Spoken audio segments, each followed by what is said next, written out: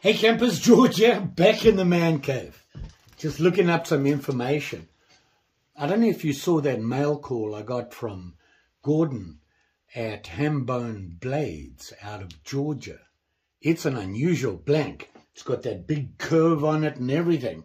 And he said to me, hey, see what you can do with this. Maybe even talk to the knife doctor because he sent him one as well.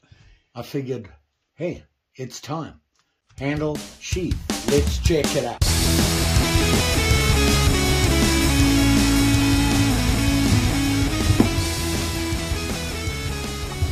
Hey campers, well, I have to figure this out. I've got to come up with something for this. That big sweeping curve. This is so cool. I got this the other day in a mail call, and it says Wayne Greeson on it. I don't know if you can see that. And this came from Hambone Blades, and he said that he didn't make it. He said he had a couple of them, and he sent me this. He said, I want to see what you can do with it. Been thinking about it since then. Because of the curve and the wide sweep and everything, straight away I'm thinking the handle has to curve down to match the blade. And it's a pretty raw blade. When I say raw, the look of it, it's fierce. Kind of something a guy way back in the day would have carried when he's out hunting, because this is a slicer. So I would think that he'd be using it for skinning and that sort of thing. The handle has to match the blade. I keep using the word raw. I can't think of the right word. So this handle has to be similar. It has to be raw, curved down, and then of course we got to come up with a sheath. So I was working on a walking stick and I had to cut it down to size. Okay, now it's pretty straight. But I'm thinking of trying something, and that is, because of this bulge at the back here, it gives me the opportunity to get that curve down. Cut it at an angle. Hopefully you can see what I'm saying. And put it in there and get as much as a curve that I can, like that, and shape this down to get the curve. I'm going to try that. This is a first go. If it works, great. If it doesn't, we're going to have to find another piece of wood and try again. But that's where I'm going right now.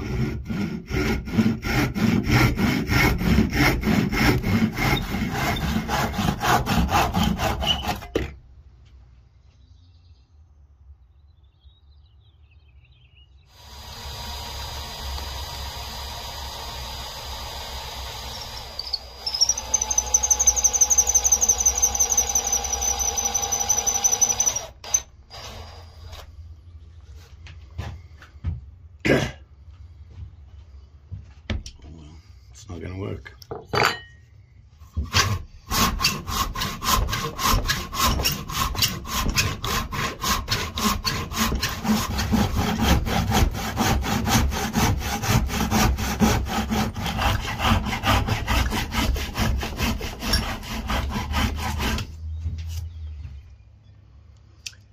So this is some walnut that I had. I just cut out a block to it. I want to give myself plenty of room to work. What will the handle look like? Has to curve down.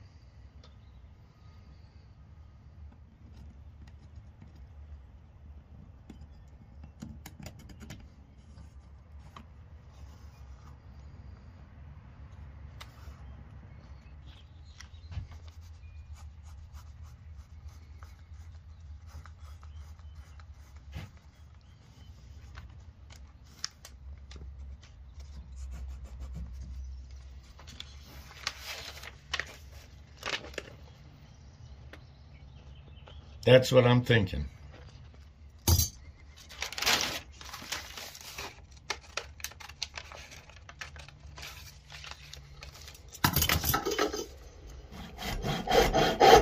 So here we go. lot of elbow grease coming up. Cutting up that piece of wood to get us most of the heavy stuff off so that I didn't have to do a lot of this stuff. Basically what I'm doing is trying to get the shape I'm looking for, and hopefully it won't take a lot. Here I'm just making sure that it's going to fit. There's the idea.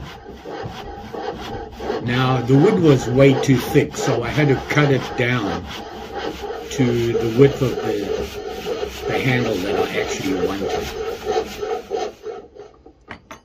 Just like that.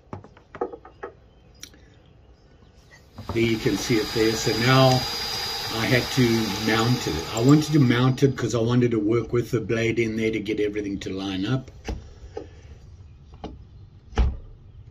Wasn't as easy as I thought it was going to be, but we got it there and tapped it in, make sure it was flush,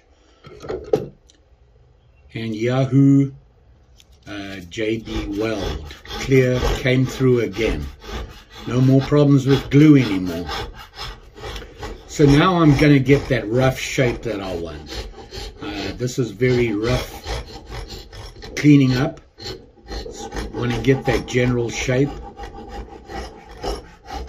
A lot of it. This took hours. But hey, I'm retired. So here you can see it's starting to gain its shape now. It's getting a little bit closer to what I wanted it to be. So you can see it there. Trying to get that to line up. Seems to fit fine. So I went down to cleaning it up some more. I went with a lighter file, get rid of all the rough stuff, get it as smooth to work with. Later on I'll go over it with sandpaper, but there is the shape I wanted. Kind of like the feel of this. I had to fill in some gaps when I mounted the blade. I had to drill a hole. I just don't have the tools to make a slot. One thing about JB Weld, they want you to mix it for at least a minute. And I'm trying this. I tried this out. Now I used to do this with Elmer's glue, my magic dust. Trying it out and yeah, hoping it's going to work. Got all that filled in and made it look a bit better. Now, oh, this is something that Greg Ritchie, a subscriber, sent to me. His first go at making leather products after watching the videos. Very impressive. Way better than I did first time out. So I drew out the shape, what I'm looking for. Here is the knife. You can see I've cleaned it up a bit. I've got it with some sandpaper. It's basically where I wanted it to be. Now I just used the knife to figure out what size of leather I need to cut to get it all together. Initially I was just going to have it in one piece and fold over and form the leather like those formed sheaths. Then I decided no, I think I'm going to go with a flat sheath and I'm going to go square. So marking it out, cutting it out. Now to do that, there are a couple of things I have to do. And that is cut out what I call the safety for the stitching. You cut out the shape of the blade and put it inside the sheath. And that means that when you put the blade in, it rubs against that and not goes into your stitching. Initially, one piece, but then I discovered that, well, this is a pretty big knife and the handle's pretty big. I had to go with 2 pieces actually, which meant 4 pieces of leather stuck together and then stitched. Now that's another story. Here you can see how the knife will sit in with those cutouts in it, and then the top. Now I did want it to go with a dangler. I always make it a dangler, but the option to wear it on your belt without the dangler. Initially, I try to cut it all out with the strap over the handle. Cut it wrong, measured it wrong, didn't work out, so I had to make a separate piece, which means more stitching, but it wasn't a big deal. It's not much stitching that added on to that. There you can see it there, and how it's going to look, making sure everything's going to fit.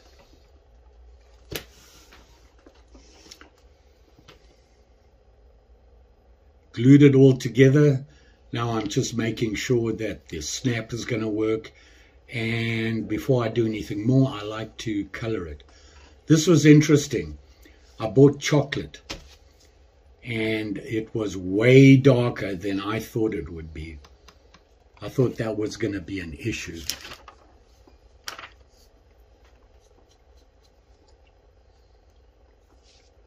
Went through, got it all painted up. You can see chocolate, Pro Dye from Faribault. Now I decided it was time to oil the handle. And this, I got to tell you, was the happiest moment I had. It really, I used linseed oil, boiled linseed oil, and it just brought that handle out really nicely. It really brought out the color and the grain. Now I'm marking my stitch lines for the sheath. And I just marked it. I didn't try and go right through. I actually ended up using that punch, that spike I have, and pushing in every hole. It took forever. And then set it up on my small vise in the shop and started stitching. Here I'm measuring how much I'm going to need. Typically, I use 7 times the length of the stitch run. I think I've shown you this before. This is a little trick I learned. When you're stitching, if you don't do this, every time you pull it through, it comes out of the needle, you've got to rethread it. That's a really cool little tip. And here we go. We're doing a saddle stitch here. And boy, did I struggle with this. Because of the glue and the 4 pieces of leather, even though I try to make the holes a little bit bigger, it still got stuck in there and I struggled. There is like 70 something stitches I have to do, and struggled with this. When I say struggled, it was just hard work. It actually worked out pretty well. When you do a saddle stitch, you need both needles, and you're going one side to the other. One thing you have to be careful of, when you're pushing a needle through where there's thread already, you want to make sure that you don't go through the other thread, because it's going to hold it in there and won't tighten up. Here you can see how thick that leather is.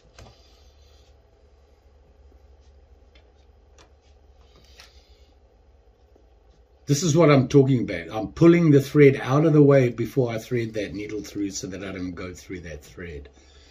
Trust me, if you do that, you try and tighten the thread up, it doesn't work. And finally, done. The ending of it. Now I'm going on to marking where I want the snap to go. Punch a hole through, both sides obviously, and then tapping the snap on, getting it on. I move that around like that so you get a nice even tight connection when you're punching it in like that. Now I'm marking my cut lines. I'm going to trim the leather down, the sheath down. Doesn't need to be as big. It don't need a lot of leather along outside of the stitch lines. So 4 pieces. Once again, took a lot of cutting. And just going around, making sure that when I cut, that I'm not going to cut into the stitches. And here I'm just rounding off the corners at the bottom. Now, I got some sandpaper. Now there is a tool you can use to trim it off.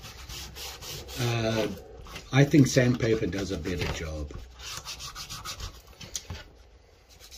And while I was doing that, that gave me some ideas about the dark dye that I used.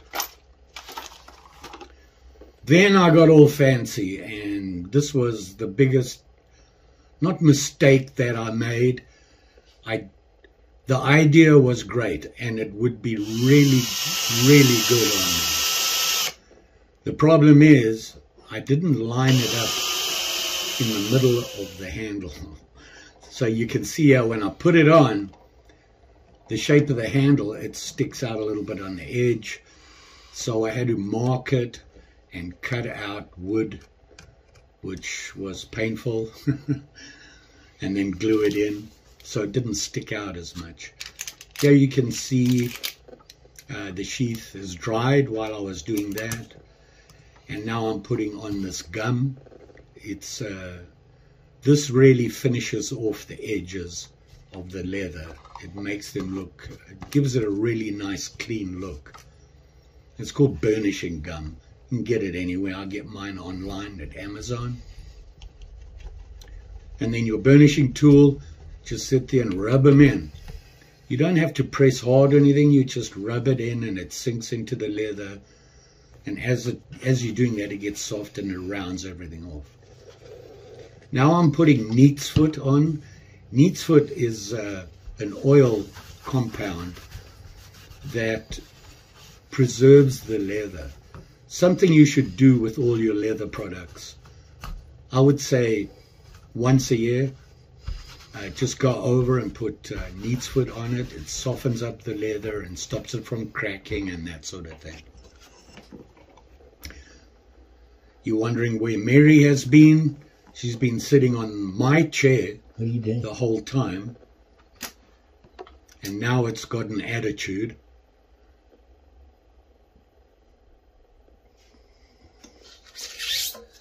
Look, your favorite toy.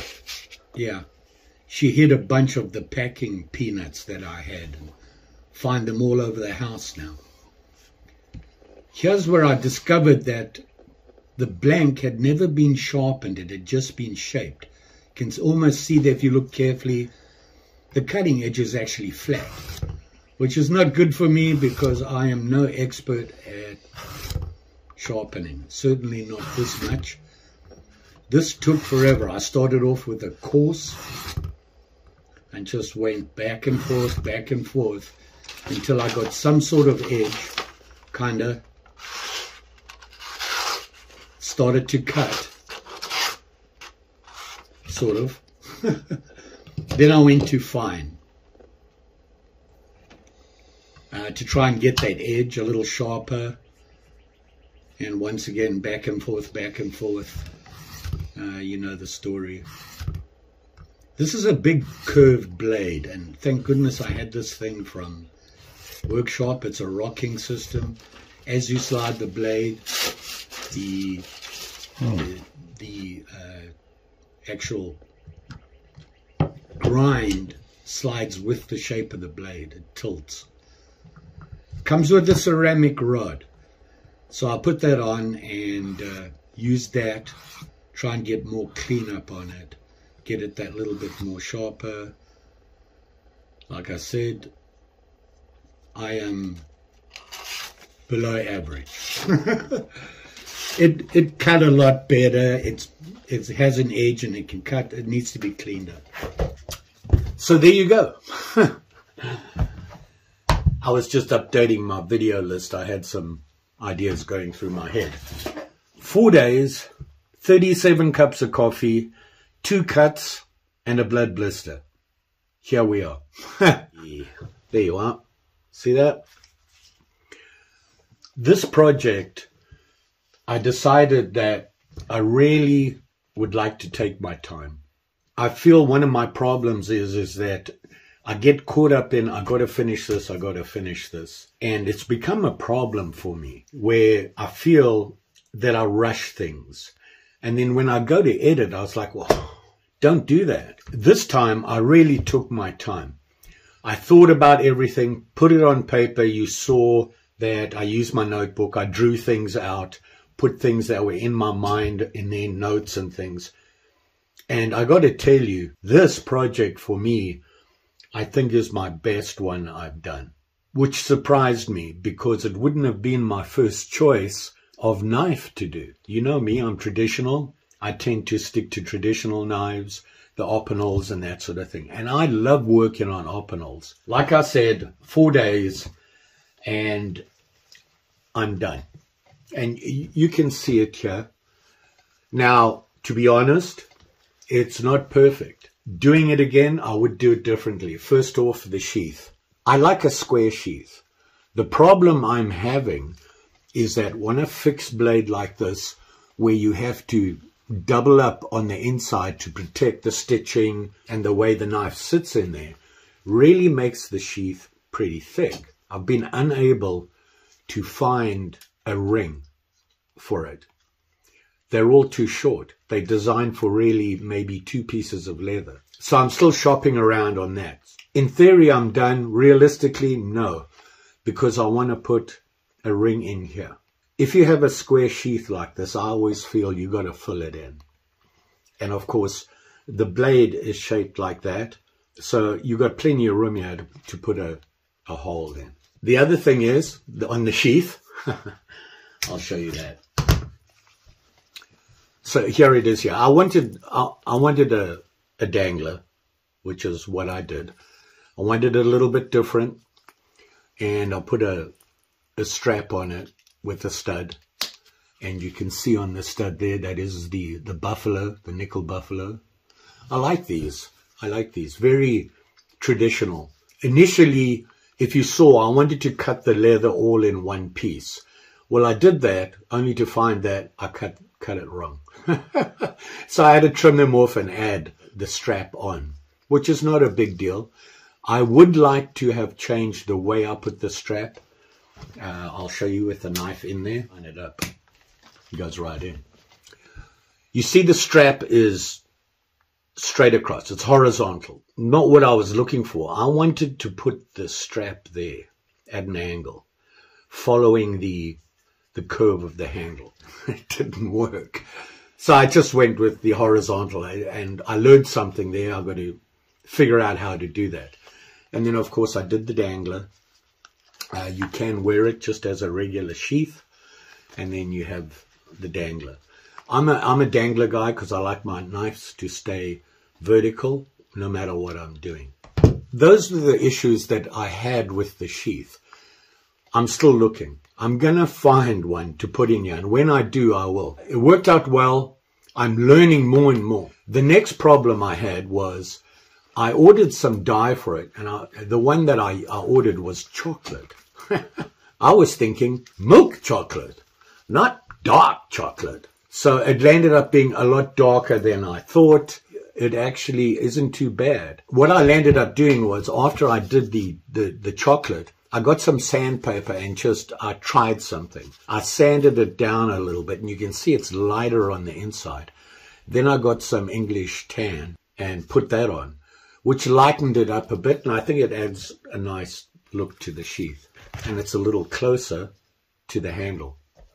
There was that. I still like this. This project for me was very satisfying. I felt I got somewhere. Now the knife. It's a little dirty. I cleaned it up. I polished the blade. And when I went to go and do that, I never, believe it or not, looked to see if it was sharp. To my horror, when I did look, and you saw that when I was doing the video, it had been shaped, but they'd left a very flat edge here. It hadn't been sharpened. It had just been shaped. Now, the problem with that is I'm horrible at sharpening. So I struggled with that. I've got it somewhat sharp, and it needs more work. It would work. It'll work right now. It's sharp enough to cut things. And then you can see there the Wayne Greeson on it. When I thought about the blade and I started drawing it, you saw me drawing it, planning it out, drew it, and I thought, oh, wow, I like this idea. This, I want to say, S look. It really flows nicely. And so that worked out. And then, you know, you've got that, your finger guard right there at the end. I wanted it to sweep down, which I got. And, you know, making a pattern and working with that pattern, I'm going to do that more. I ended up cleaning it up. I polished it.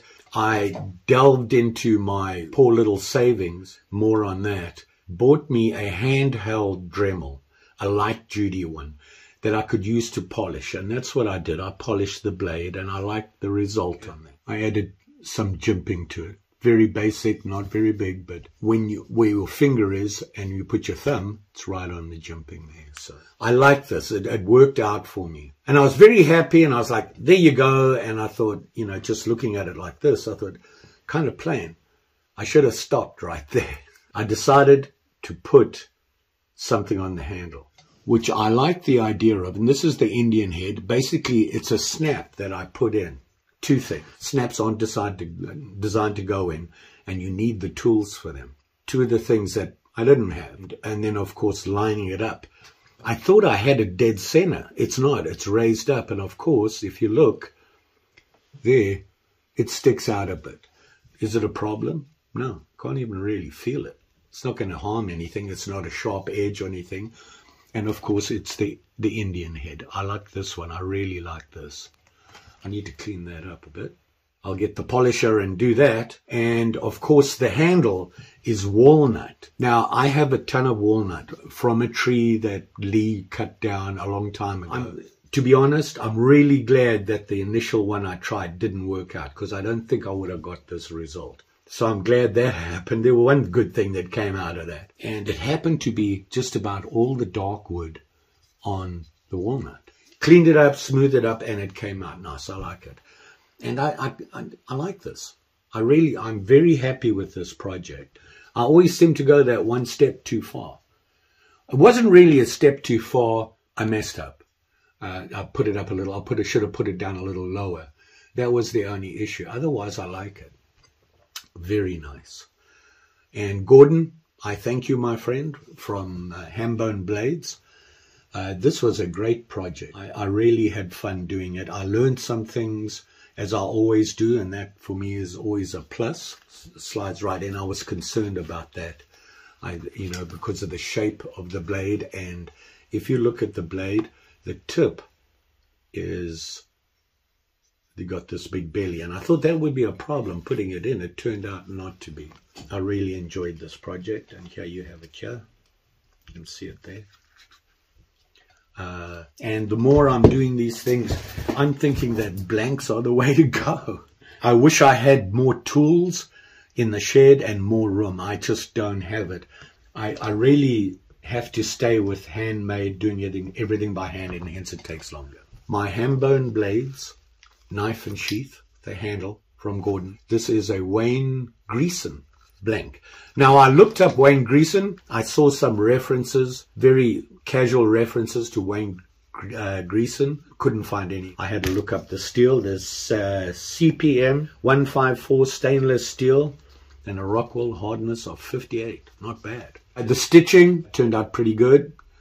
Took my time again. 4 pieces of leather. Very hard. It really, my hands, when I was done, it hurt. Got to find a way to make better holes in there. I thought about drilling. The problem is that you need to be able to put it on a flat surface and drill vertically every time. I don't have that. I can start looking at Dremel because I know they have some attachments in that. So, and they're not very big, and there'll be room on my table. So hopefully that's where I'm going. And that brings me to the point about spending money. I have to say that when you guys do this, send me stuff. It really helps my budget. I'm on a very strict budget. Finding stuff that I want to work on, I have to spend money to do it. I had to spend money. I had to get certain things for it. I've bought the snaps. I've got to get leather and things like that. I don't have a problem with it. It's knives and purchasing knives, and to me they seem to be getting more and more expensive, which makes it harder and harder. Like I said, on YouTube, I don't make very much money. In fact, I probably, even when I'm working with my budget, spend double of what my income is from YouTube. So just so that you know, if you think about starting a YouTube channel, you're not going to make any money. So there you are. My Wayne Greeson Skinner. Handmade sheath and handle. Let me know what you think, and always appreciate you guys watching. So you will be safe out there, especially when you're working with these. Always be careful. Even when sewing, I poke myself constantly. Don't forget, like, share, subscribe. You know the story. Pretty sure I'm going to be back in a couple of days. We're going up to the Boundary Waters for our annual camping trip up there. It will be the usual suspects and myself, Lee, Will, and Ricky. A little bit different this time. We're going up on, we're going to be there Wednesday night. We arrive Wednesday night. We'll leave early from the outfitters on Thursday. So it'll be Thursday night, Friday night, Saturday night, come back Sunday. And we're going up to Crab Lake in the Boundary Waters, if you want to have a look at that. A little bit different for us. Normally we move a lot. We're actually considering just staying on Crab Lake, making a base camp and fishing the lake and going back to the base camp. It's going to be a wet one. Looked at the weather report. Heads up, I am putting together a video on how I prep to go on these trips. I'm struggling to put out videos in a timely manner, and I'm trying too hard to do it every day. And I've decided that if I want to do my projects properly, the way I want to do them right, I need to slow down. With that in mind, I think I'm going to go to 3 videos a week. Monday, Wednesday, Friday. Full videos. And then I'll fill in with shorts now and again. Maybe it'll help me be more consistent. Projects like this take me too long, and I just can never catch up. There you are. Thanks for watching. Always appreciate it. We'll see you again soon.